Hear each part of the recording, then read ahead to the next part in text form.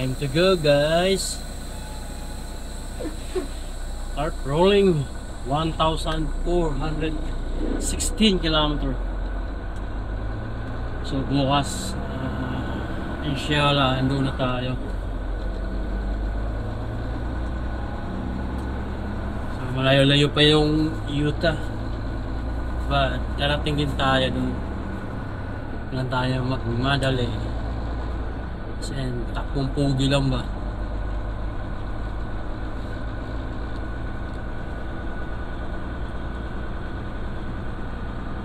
Ganda pa ng araw dito. Pero pag nag-winter na, naku po. Okay. Sabog yung plastic sila.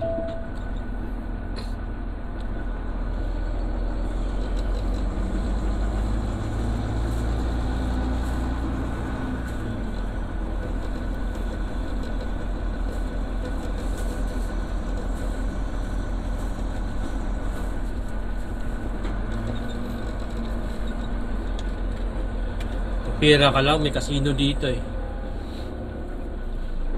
Casino. Turn left on Montana 16, then enter the roundabout.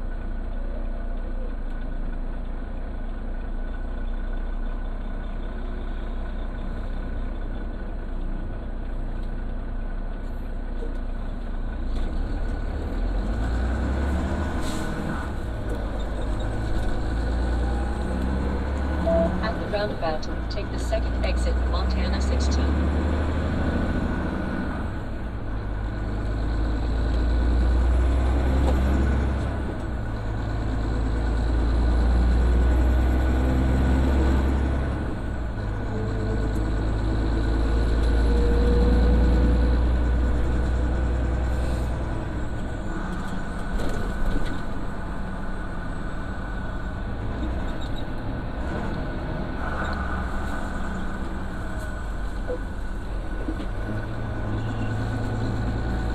So kabisado ko to lugar na to dahil dito ako dati na-assign sa Wyoming to Saskatoon, minsan naman Wyoming to Winnipeg yung biyahe. At panay ako dito ako dumadaan. Ito yung daanan kasi na malapit papuntang North Portal sa Saskatchewan, or hindi naman papuntang Raymond or Sweetgrass. Yan, dito yung daan.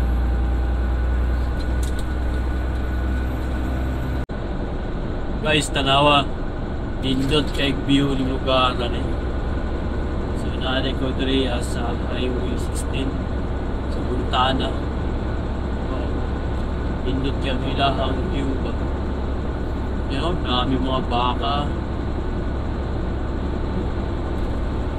Hapsay kaayo ang Matrix Drea, guys, no.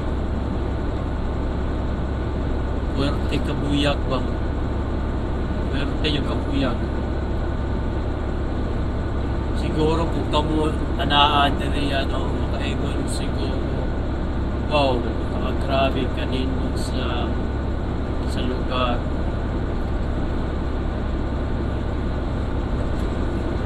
So wala kayong makitang mga balay-balay.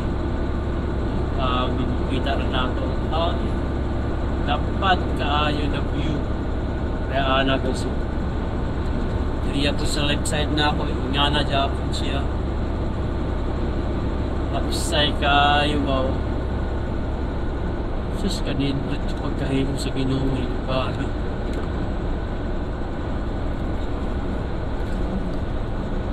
sakop pa ni siya sa Montana. Layo pa niya ito ang travel bed Salt Lake City sa Utah. Mapatamaabot. So aktual lang suliton ang kanito sa view diri ang tapita. Nagkakutag magi ang view, guys. Nakita niyo po sa mukha. Every view makakuha ang magi yan. Every highway state na ako maagian, i-share ko yan sa aking Facebook page. para po nakaantog pa. Appeal po ninyo na kamo iatuan ng lugar na huwag na atuan. Ngayon lang gagawin sa ako pang adventure guys sa huwag travel area sa US na sa Canada din. So, Canada man ang atuang base pero atuang biyahe tawid-tawid sa US na. Saan isa ka pinakaninot na lugar? Montana. Wow, amazing view na naman dito sa site na to. Napakaganda ang view guys.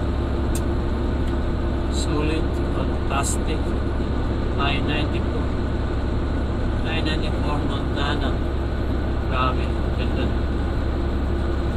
Ang ganda-ganda ng view.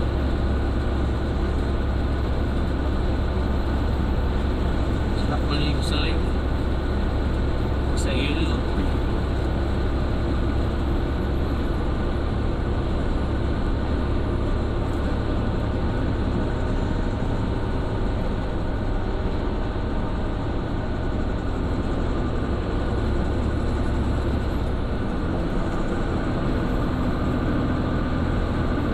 What a view.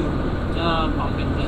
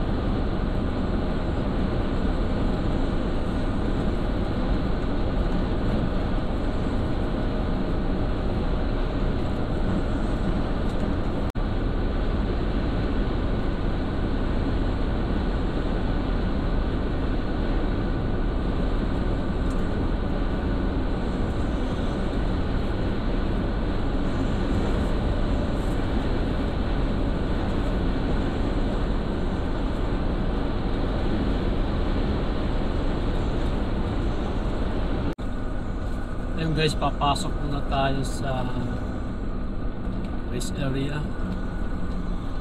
Hingin muna tayo sa gate.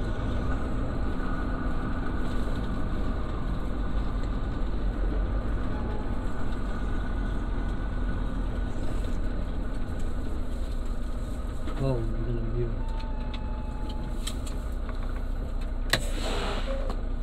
Rest area Haisham Montana. Ganda rito guys. Iwasay. 5 minutes later. Grabe, napakagandang view.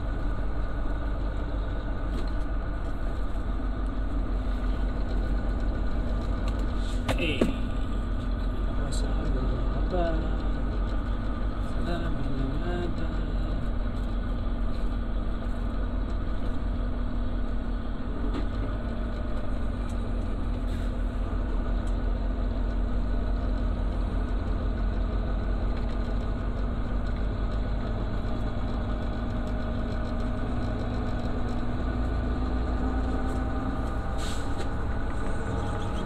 Kanalala.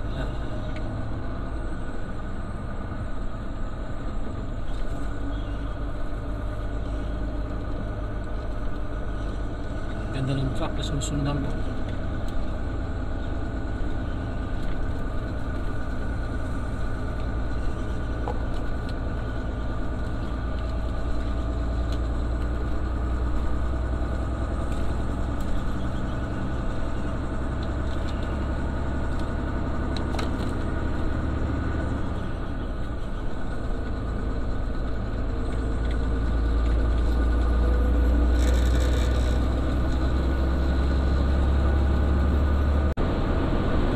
Okay, terus kaibigan.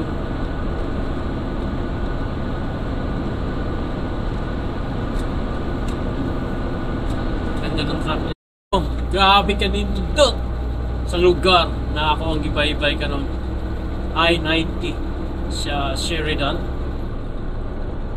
So, duula ta sa Sheridan na. Yeah. 30 kilometer. Dito guys, mayroong Ahon Lusong. Ahon Lusong ang lugar na to. Pag sa winter time, delikado nitong lugar na to. Malakas yung hangin. Kasi open to dito. Open yung area.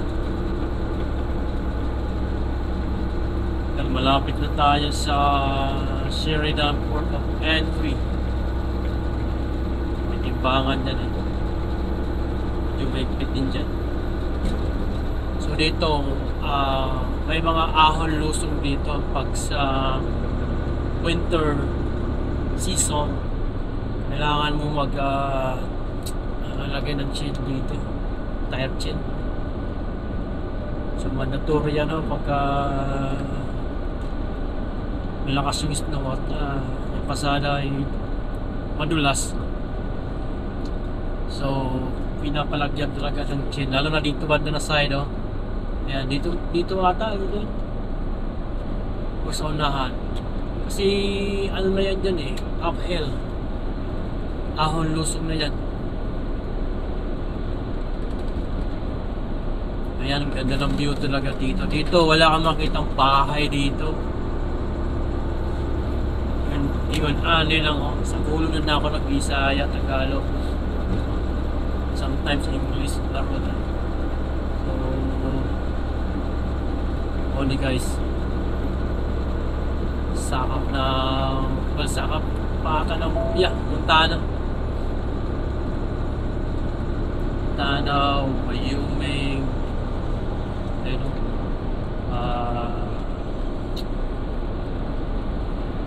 Utah.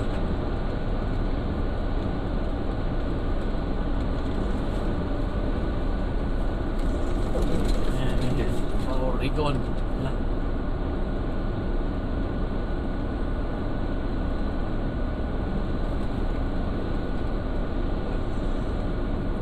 36 kilometers pa ata. Sheridan Port of Entry. As far as I know, nasa Montana pa tayo. Or papasok ng Wyoming. Ano to Wyoming, Montana, South Dakota. Galing tayo ng Montana. Pag tumawid tayo ng Sheridan, ay sakop na siya ng Wyoming. And then pagkatapos ng Wyoming, tayo ng Colorado. Dito sa kaliwa kasi South Dakota, kanan Wyoming, si baba Montana, pataas Colorado and Utah. Yan, Nevada, pakanan. Yan guys, simula ng tama nga doon sa unahan, may paradahan doon, turnout. Yan, may mga pulis doon pinapahold yung mga truck, ilalagyan pinapalagyan yung ahulin to Yan, ginamitan na natin na performance ng ating truck para malakas pa. Itong Volvo may performance na tinatawag lalo na magpaahon, kailangan mong pindutin para lumakas, maging maganda yung performance ng truck. Ayan guys, paahon itong ating binabaybay Ayan. Well, loaded tayo, medyo mabigat din. Empty siguro yan. Dahil hindi man gumapang. Hasta dito, kapag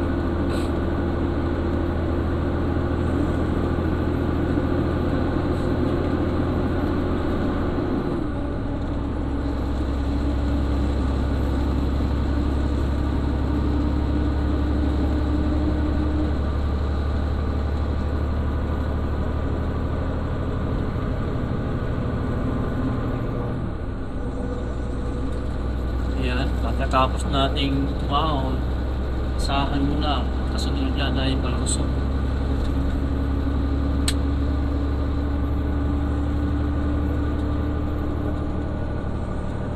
Wala ka talagang makitang building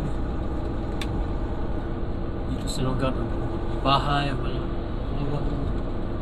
ganito, farm. Mga baka makikita natin.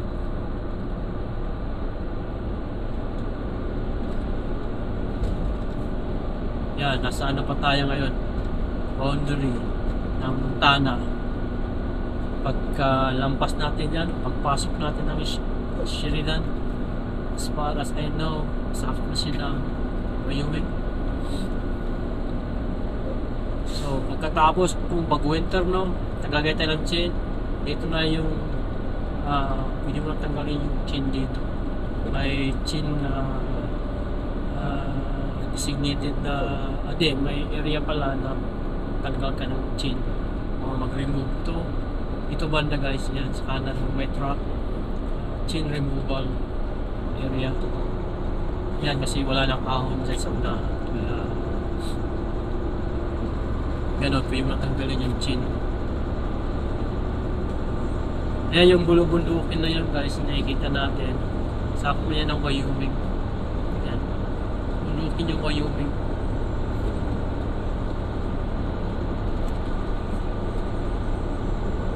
Pero dito guys, ingat dito dahil maraming police dito na nakatago lang. Guys, tingnan nyo guys, may nakalagay na sign, parking sign ng Wyoming. Welcome to Wyoming.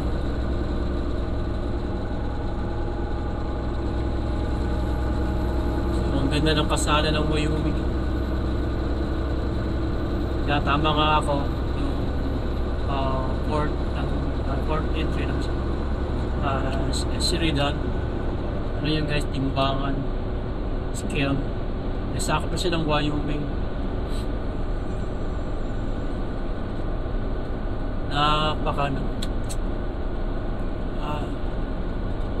Ang masasabi ko lang, napaka ganda kung lugar na lahat ng binabaybay ngayon.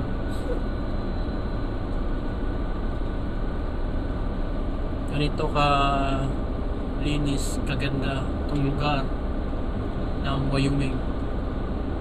So matagal na ako dito guys na bumabiyahe o dumadaan since 2022. Since 2022 dahil dito ako na-assign. Dito ako na-assign sa Wyoming. Yung load ko dati ay ano yun, dinalagay sa tanner bag. Para sa mining yun eh. At ayun, nakalimutan ko yung load na halos sa isang linggo nakakatatlo biyahe ako doon.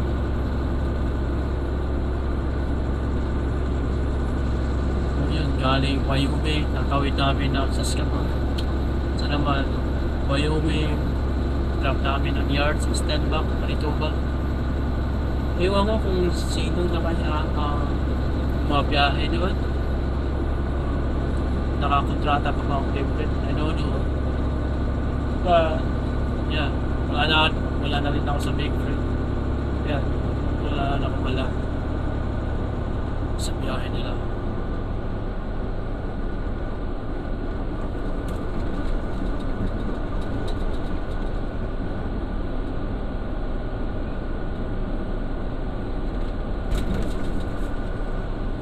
Well guys, nasa Wyoming na ako at ayun, nandito ako sa Fort Sheridan na tawag ito skill.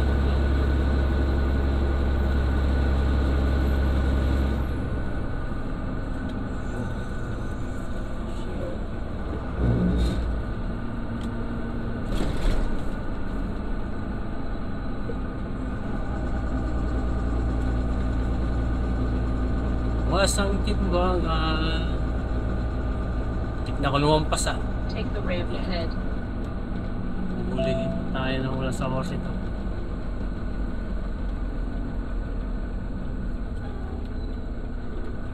Itong timbangan eh. Anak ng kamote, muntik pa. Lumampas ah.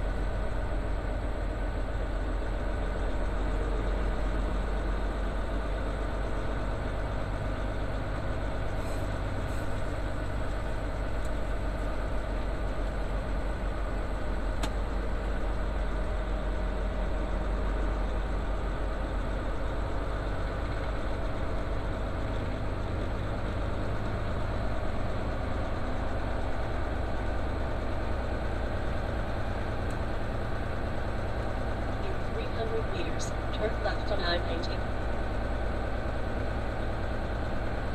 Wala rin ba?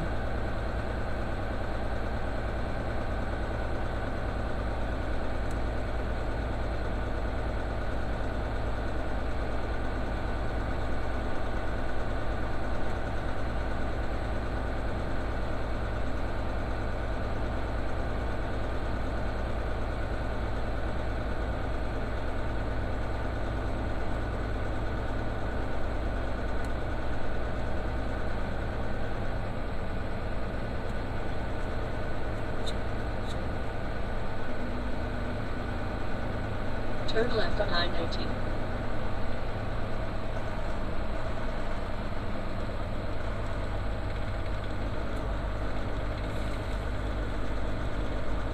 Come inside. What's the reason?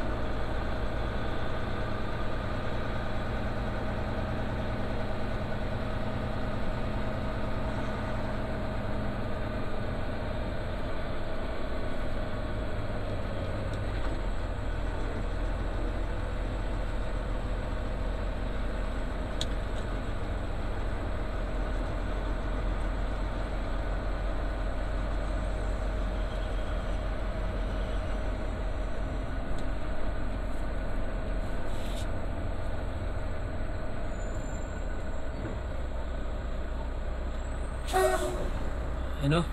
At pinapapunta ako sa loob ito. Ano, bakit?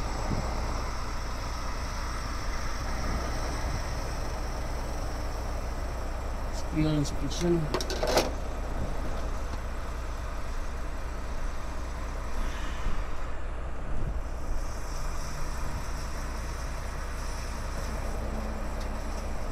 Ano kung anong meron at alibong books o yung aking ano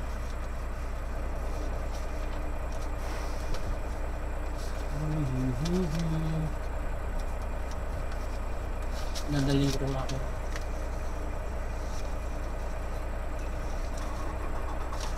dokumento.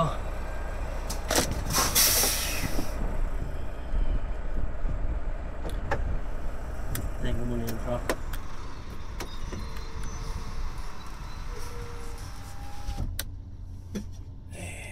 Dali yung license.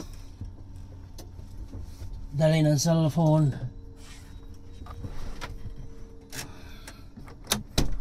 Kunin yung tawag nito. Ay, yung ating bill of lading. Ano guys, dalhin natin.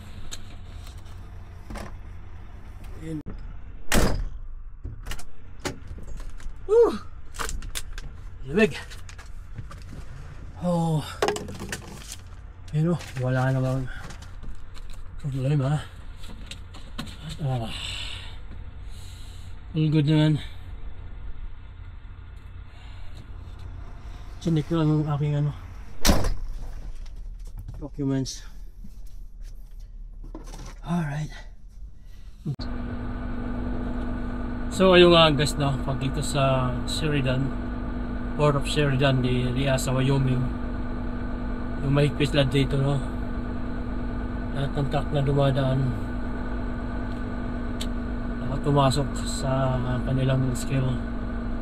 Pero hindi naman ako tinimbang, no, yung truck ay doon lang sa right side, yung parang Turn left on I-90, bypass lang siya. then take the first right. At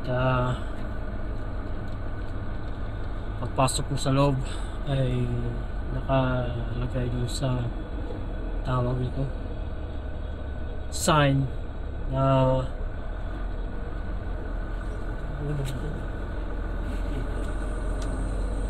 ay pumasok ka doon sa office.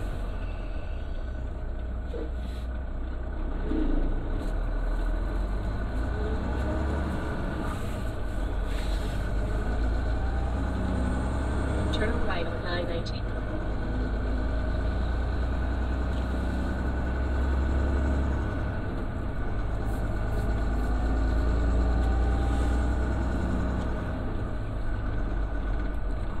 Ayun na.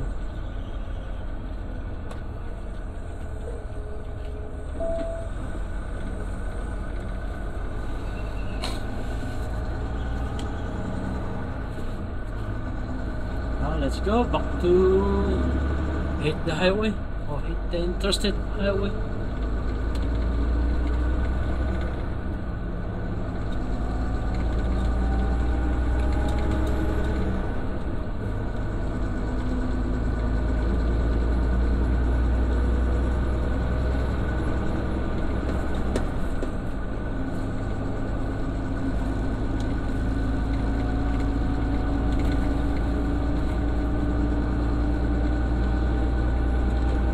Continue on I-90.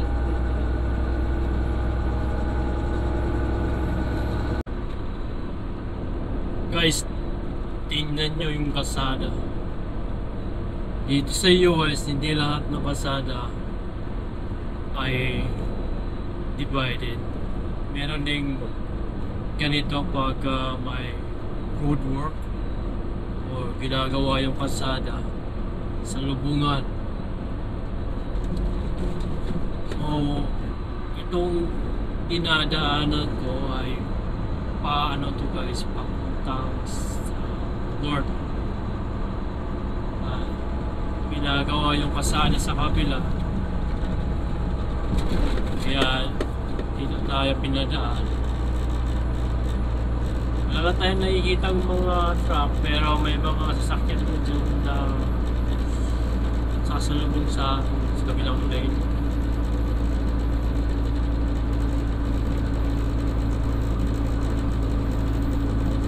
Ganito ka tahimik lugar na to. Napakatahimik.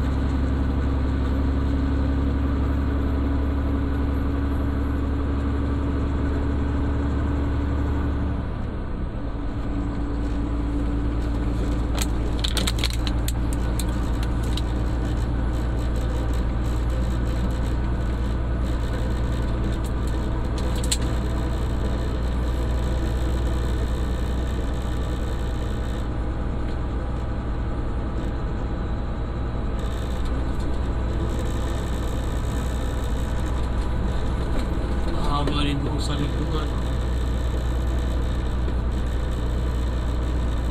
Bakit walang sasakyan tayo na nasa loob? Bakit eh? Bakit walang sasakyan sa website?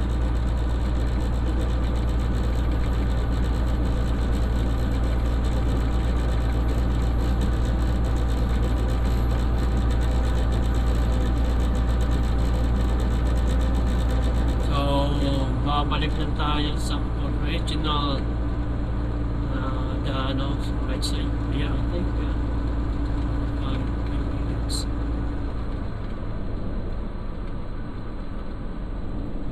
Hindi ko man nila rabbits.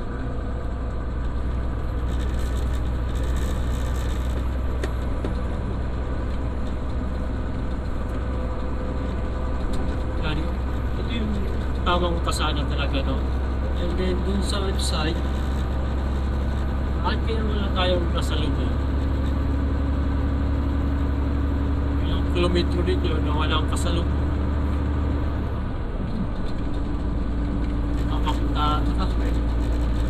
Napapagtatakta. Yun, sa unahan. 5 kilometro. Yun pa yung mga sasakyan. Sabagay, bihira lang yung mga dati.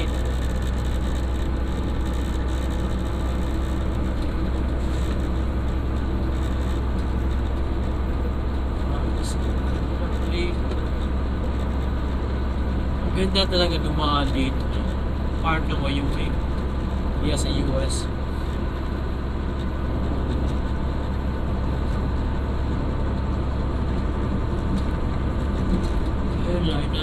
Layo na ang sinusundan natin.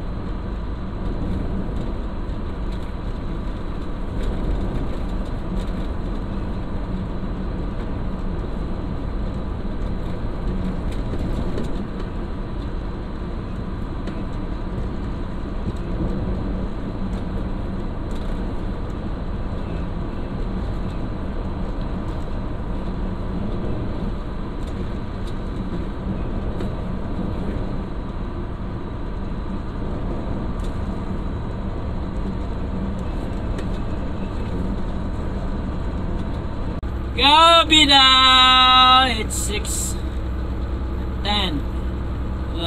alas 6 Gs. Gagabi na. Takbo pa rin tayo. Hindi pa ako 4 na oras. Hanggang alas 10 ako nagawa. Ay.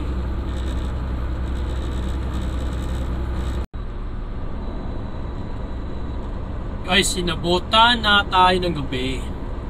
At meron pa akong 3 oras. So, nasa ano tayo ngayon? Sa kapato ng Wyoming. And yung highway ay number 220. Highway 220. Ewan ko lang kung first time ko ba dito dumaan. Kaya ay nakadaan na ako dito. Kalimutan ko na. Kasi dumaan ako dito. Snow pa yan. Snow time. Ayan, nasa lumugan ng masada. Well, ang speed naman ay 65 fps. Nasa 105. Ating takbulo. And marami ako nakikitang mga deer na kumakawin. Maraming deer dito. Kaya wala akong may mga moose or mga elk. At bundok itong aking dinadaanan. Para siyang shortcut, no? Para mag-connect doon sa ba ako magko-connect sa 287.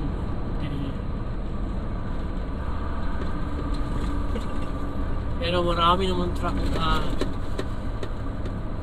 nasasalubong ko.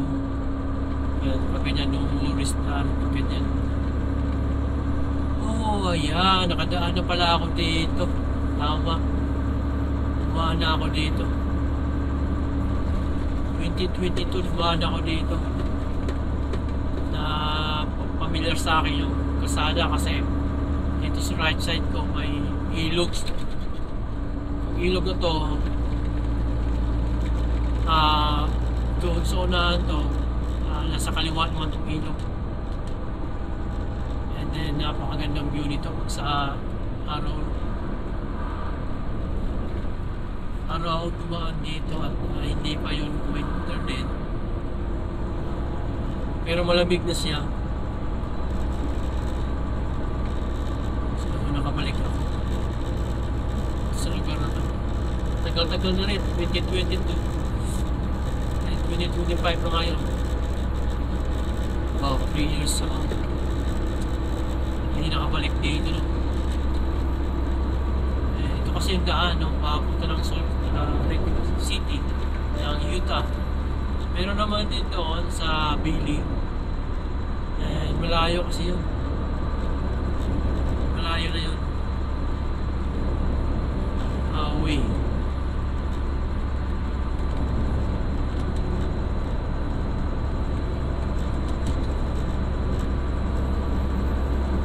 So nakakatakbo naman tayo ng 105. Isa tumakbo tayo ng 89 lang.